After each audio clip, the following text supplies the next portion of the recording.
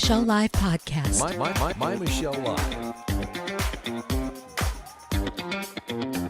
To go. I'm Michelle Mendoza, and we're broadcasting live from the NRB, which is a National Religious Broadcasting Convention. There's just a synergy and a beauty. There's ministry after ministry, and they're connected in one way through broadcasting, podcasting, getting the message out there. There's a message that just caught my eye. In fact, I wish I had my t-shirt because I got one. We have heard for the last 2 years that Black Lives Matter, and let me tell you, they do. In fact, so much so that every Black life matters, and that's the gentleman's sitting next to me, their ministry. I want to introduce you to my new friends. This man over here, Neil Mammon, is an engineer, so he's been helping me get set up here. It's been no small feat. And we have Kevin McGarry. Thank you, gentlemen, for joining me today. Thank you. Pleasure to be here. Thank you. I want to hear about the passion of every Black life matters. We've heard the Black Lives Matter mantra quite a bit. We don't take into account what Black Lives Matter is, what they really stand for, and is that really standing for all Black lives? Yeah, so the reason why we started actually is for that reason. BLM, we saw what happened with George Floyd, and there was a range of emotions across the country where some cities were literally on fire, some cities were just being looted, and some cities had both. But the what we found, what Neil and I found appalling, was you had Black and brown businesses being burned to the ground in these urban areas, with BLM right at the forefront, along with Antifa, and pastors and parishioners, people of faith, going out with them as they were conducting these dirty deeds. And so what we decided to do is we said, look, okay, when these people, when their emotions settle down, they're going to want a righteous and faithful alternative to BLM, because they're going to go to the BLM website. They're going to realize that BLM is Marxist, anti-family, anti-father, anti-God, anti-life, everything that a faithful person should stand for based on biblical truth. BLM is the opposite. So we said, look, we need to start a counter or an alternative movement that gives righteous and faithful people the ability to confirm that indeed Black life does matter, but go with an organization that's sincere about standing for black life and biblical truth at the same time. And you say that every life matters from womb to tomb. Yes. And that is in direct conflict with the BLM movement and what they have stood for. Are the values that BLM stands for, aren't they in line with what has really destroyed the Black community altogether, Neil? Absolutely. In fact, the tragedy is everything that BLM stands for is exactly what they're saying is a problem with Black communities, right? I mean, the primary problem with Black communities is there's a fatherlessness rate of almost 72%. And fatherlessness was caused by liberal welfare policies and socialism back in the 60s. Back in the 70s. Before the 60s, fatherlessness in the Black community was only 24%. Not only that, but marriages were more intact, even much more so than the white community, if you will. Absolutely, yes, yeah. In fact, if you went to a Black community in the 1930s at the height of racism, you'd see fathers hanging out with their kids, playing with their kids, disciplining their kids. If you look through the windows, you'd see fathers having dinner with their family. You don't see that anymore. In fact, when you go into Black neighborhoods, everything's barred up. Nobody's out there except for maybe gang members.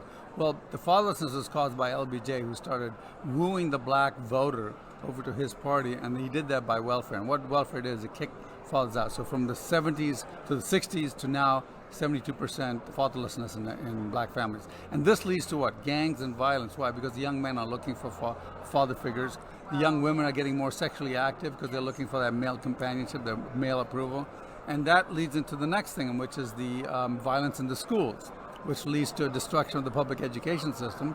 And now 68% of Black parents want their kids out of the public schools, and yet the left and the progressives and BLM and the unions won't let you get a voucher to send your kids to a private school somewhere because they're fighting against that. So again, BLM stands against it. BLM says they're against traditional family. BLM says that they're for socialism, they're for welfare, they're for the transgender thing, which kind of ruins the family structure. They're against nuclear families. So this goes down the line, and Kevin can talk about the pro-life issue too, because BLM is definitely pro-abortion. Historically, abortion has targeted black communities in the most heinous of racist ideology, and yet we just keep embracing it like, yeah, this is such a lovely thing. Yeah, so a lot of people may not know or may have forgotten what the founder of Planned Parenthood, what she said, Margaret Sanger. Before she started Planned Parenthood, she had conversations with some of her colleagues, and she says, look, we don't want the word to get out, but we're doing this because we want to fully exterminate the Negro population. This is her words. It's very documented. Yeah, it's documented. We're not so just talking, conspiracy theory. It's documented. Her own words written. Yep. And so this was actually literally her business model. This is her business plan. So she didn't go in and she says, look, we want to be for women's health. No. She said, I'm doing this because I want to exterminate blacks, period, hard stop. But she realized she couldn't hang out her business, single or edifice saying, look, you bring blacks here to exterminate them. So she said, look, but we're going to round off our services. We're going to have other types of procedures and screenings and those types of things. So we're not, completely overt with it, but that was her goal. So she was a eugenicist who believed in white supremacy. Eugenists, of course, believe that there is a supreme race, a race that's above all races, and they see the Aryan race as that, and that's what she was. So that was her motivation. So the bottom line is what's happened since that time is you have 80 to 90% of all Planned Parenthoods within walking distance of black and brown communities, and so we're disproportionately targeted. So our biggest plight is just getting out of the womb and being able to live. So every Black Life Matters brings that into focus. It focuses in on the fact that, look, from the womb to the tomb, black life and every phase of black life should matter to everyone. So this is not a statement of superiority. A lot of people, when they hear every Black Life Matters, they wonder, well, aren't you still dividing us? Aren't you still saying that black life, you're trying to make a superiority statement, and that is not it at all. We're making a statement of equality. What we're saying is we just want the opportunity, first of all, we want to focus on this issue so blacks can have the opportunity to be born at the same level, the same rate that other ethnicities are being born. Right now, we're disproportionately targeted, which means that even though blacks are really a small percentage of the minority populations, we make up over 40% of all abortions. That's translated to over 20 million black babies have been murdered mercilessly in the womb. And so even though we have we have approximately 45 million blacks today, it would have been 65, 70 million blacks today. We would be the overwhelming majority of the minority populations. Now we're a distant third and falling. Bottom line is if we're concerned about black life, the number one plight, the number one thing that's affecting black life in America today is just being able to exit the womb and live. And so we stand for that. I want to talk about how you've been received. The atmosphere in America is pretty ugly. It's pretty ugly. And if you take an alternative stand, especially to Black Lives Matter, I mean, it's hard for someone to call you a racist, but I'm sure you've been called a whole lot of things. Have you had some good reception, or have you also had a lot of contention? Well, there are two types of responses, and Kevin can talk about some of the responses, but we've actually had, in most cases, great response. And that's because we're if you think about it, we're using an Aikido move. And Aikido is a martial art where you actually use the enemy's energy against him. Rather than blocking a move, you redirect it. So when we run into BLM, again, I'm not talking about the head of the BLM group, the people who took the $60 million and bought mansions with it. I'm not talking about the Antifa guys who get paid to go do violence. I'm talking about the college student or that little family next door who say, have a little Black Lives Matters outside. So when we go up to them and says, well, do Black Lives Matter? They say Black Lives Matters. We say, well, yes, absolutely. But here's my question to you. Does every single Black life matter to you? Now, what are they going to say? If they say no, they got to have to say yes, right? And then we talk about the fatherlessness. We says doesn't, here's the reason why there's fatherlessness, because the welfare promotes fatherlessness. Don't you think we should change those laws? And we say, do those fatherless Black lives matter to you? And of course, they're going to have to say yes. And then we talk about the schools in the inner cities, and we talk about the violence in there. And we say, look, does the fact that 68% of African Americans want a school voucher, do those school children father Black lives matter to you? And of course, they're going to have to say yes. And then we talk about the abortion thing, and we say, look, 33% of all blacks have been killed in the womb. That's a genocide any way you look at it. Do those Black lives matter to you? And of course they have to say yes again. And when we say, look, it doesn't matter if you're pro-life or pro-choice. The fact that 30% of a race is being killed in the womb, and guess who's funding it? Government, our taxpayer money is funding it. Shouldn't our taxpayer funding was funding the welfare things? It's the government that's behind it, and we're voting the wrong kind of things. And of course they're going to have to say, yeah, those Black lives matter, right? And then we finally we talk about the minimum wage. I don't know if most people know, but the minimum wage was started by racists. Back in the 30s, African Americans were doing great in their communities because they would go to a racist business owner and say, I'll work for half the price. So even though the business owner was a racist, he goes, hey, I can make twice as much money this year because I'm only paying half as much. So the blacks were getting all the jobs, and they were doing well. They were going back to their communities, and the communities were doing well. They had their own dentists, their own mechanics, and their own thing. In fact, in Oklahoma, 6 of the airplanes in the airport back in those days was owned by blacks.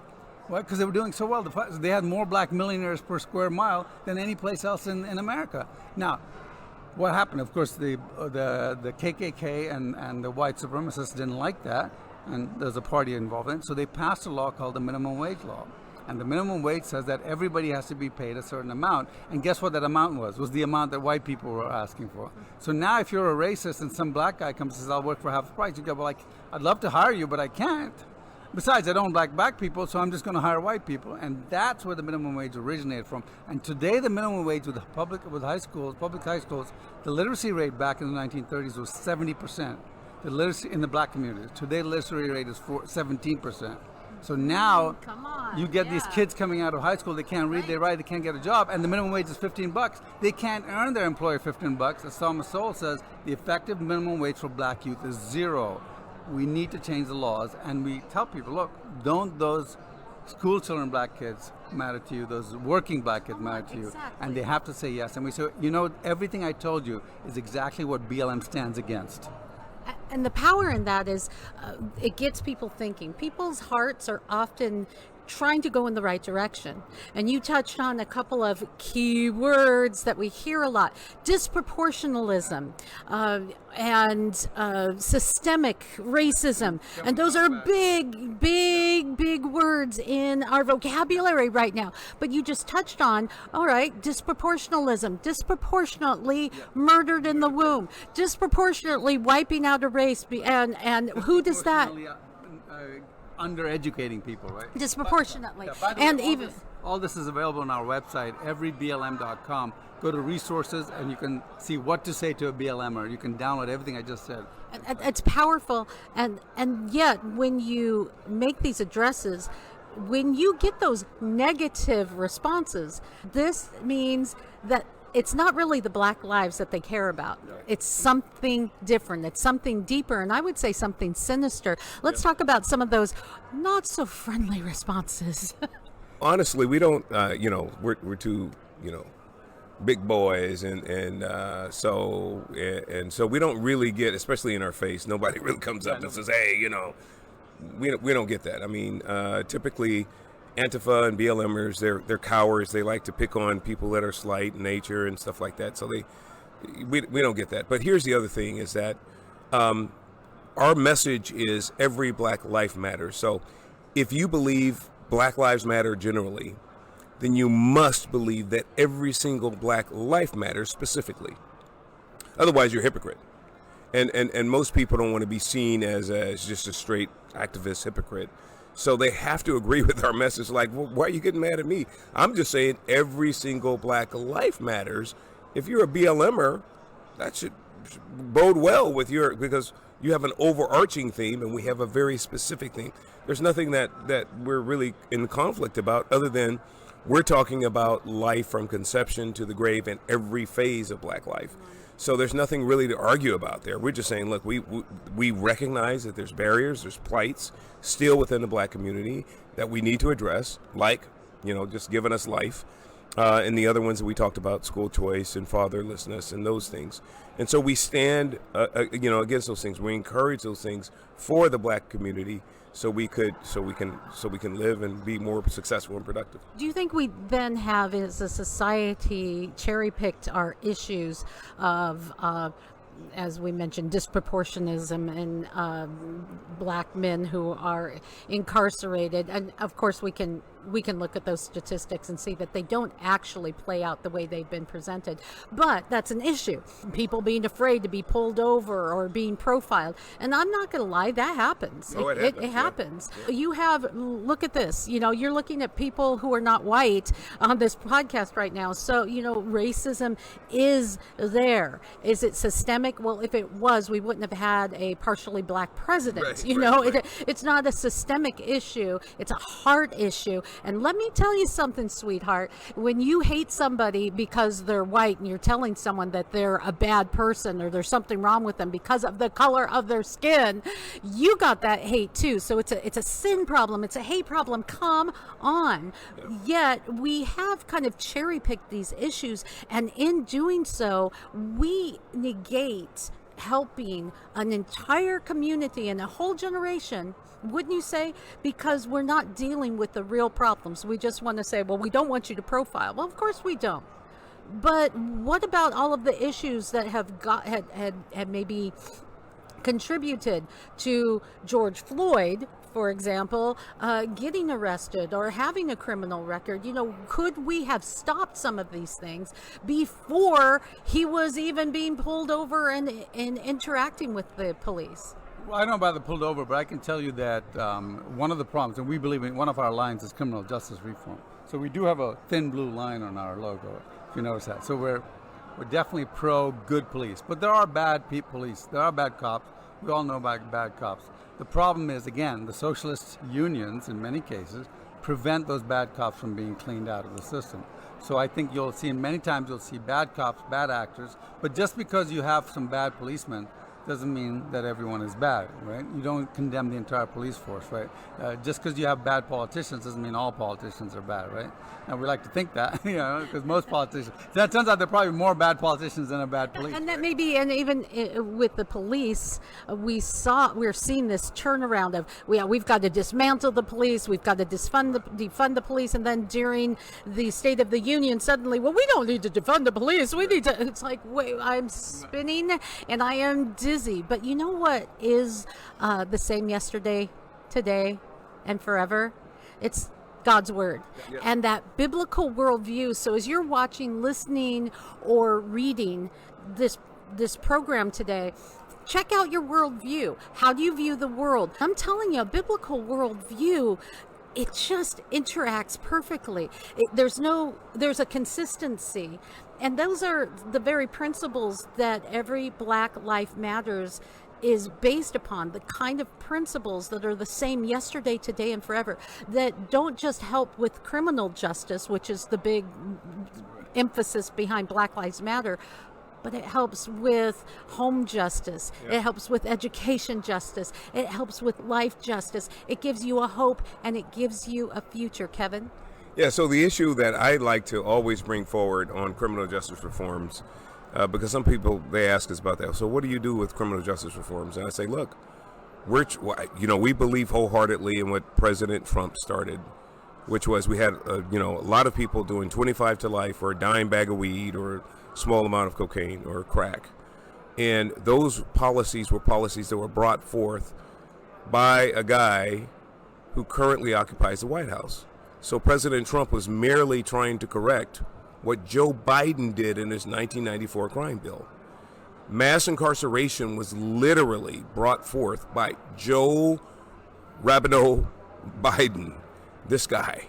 And he's the one that beat his chest for decades about, we want to make sure that these urban predators, what he called it, don't infiltrate our schools and all of that. I don't want my grandkids going to school with these urban predators. So he is the one who actually strengthened laws to where If you did have a small amount of marijuana or a little bit of crack, you're going to do 25 to life. Mass incarceration is Joe Biden's baby, and President Trump was trying to correct it. We believe that there's still a lot of people languishing in our prisons for crimes that should not. If we've legalized marijuana across the United States, then, you know, or in most of the states, that well, maybe we should relook at some of these cases, especially if they're doing very, very long terms. Some of these people should probably be out and given a second chance. So those are the types of things that President Trump started. We believe that we can continue, but not the criminal justice reforms that defund the police or bail, you know, no cash bail. These types of things are very dangerous. The environments or the communities that are most disproportionately harmed by those are black and brown communities, because then that means that when we do have an emergency, it's going to take police, as opposed to 8 minutes to get to our home, 45 minutes, or we may not even see a police officer as a result. So those are the types of things that are dangerous for our community. Yeah, and also most black parents, especially the moms, want police presence in their cities. Oh, yes. Right? Yeah. Yes, we do. Yes, we do. In our final minutes together, I do want to talk about how people can get involved. The lights are coming on all over. Can we call it an awakening? An awakening. And there's a big awakening in communities of color where we're saying, now, wait a minute. These policies aren't working. Wait a minute. We've been sold a bill of goods. Wait a minute. How's that working for you, sweetheart? Not so well. So now that we are waking up, what do we do? Yeah, so now that we're waking up, you can go to our website, everyblm.com, everyblm.com. We have lots of resources out there. We have anti-CRT resources. So we have templated letters already ready to, they've already been pre-written. All you have to do is put your name and stuff on there. You could send them immediately to your school boards, your corporations, or your city council. You can stand against critical race theory in your local communities. So you can do that by going to our website. Huh? Why is that important? Because critical race theory, for the average person, in a nutshell, I know we're getting towards the end, so I'm not going to spend a whole lot of time, but critical race theory basically says just because of immutable characteristics like color of skin, like our white brothers and sisters need to be rejected. They're irredeemable. They're cursed. And because they're complicit with what happened with slavery in the 1800s. So that, in a nutshell, is what it is basically us trying to cancel whiteness. And that's what critical race theory promotes. So it promotes hatred. And if that's being taught to our children, I know for me, I didn't even know. Hatred is a foreign emotion for me. I didn't know how to hate people or how to really disdain people until I got much, much older. They're teaching children how to hate in grade school, 3rd, 4th, 5th grade, how to actually purposely hate somebody else. This is a non-starter. The other thing is if we're concerned about our eternal soul, CRT is undergirded by unforgiveness. So here's the problem with unforgiveness. Mark 11:25 says, look, if you will not forgive, your Father in heaven will not forgive you. So the problem for the body of Christ is we have a lot of people who are embracing critical race theory, black liberation theology, and these other philosophies that are undergirded by unforgiveness. And that is an existential threat to our very soul. The eternity that we think we want, we're not going to get if we won't forgive. So we have to get over this, and that requires us to let this garbage go, and let's fully embrace the Bible and live according to the way God told us. Okay, that's the drop the mic moment. Boom. Yeah. But you're sitting under the mic, so I won't drop it on you. But it has been, Neil and Kevin, it has been such a blessing to have you with me today. And thank you for joining in. Remember to like us, share us, pray for us, and let us know how we can be there for you. I'm Michelle Mendoza, and this is My Michelle Live.